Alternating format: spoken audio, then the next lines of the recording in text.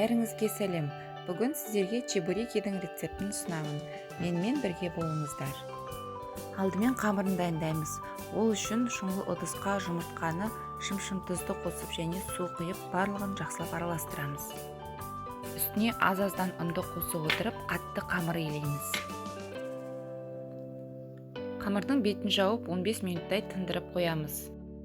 Енді салмасын дайындаймыз. Табаға май құйып, оның ішіне фарш пен жуаны жақсылап қуырамыз.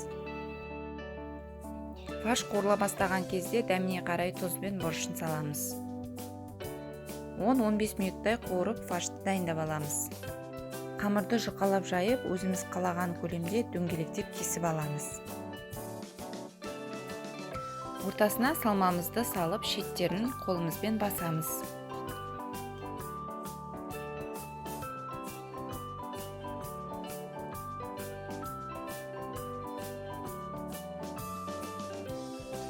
Шетін осылай әдемілеп бүгеміз.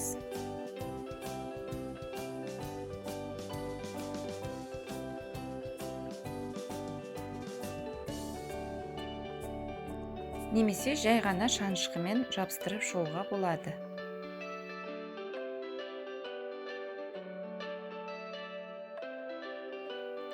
Чебурекиді қызып тұрған майда екі жағын қызартып қуырып аламыз.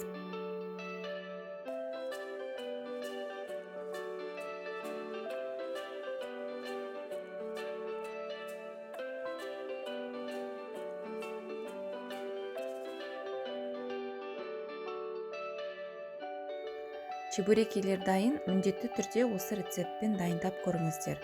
Астарыңыз дәмді болсын.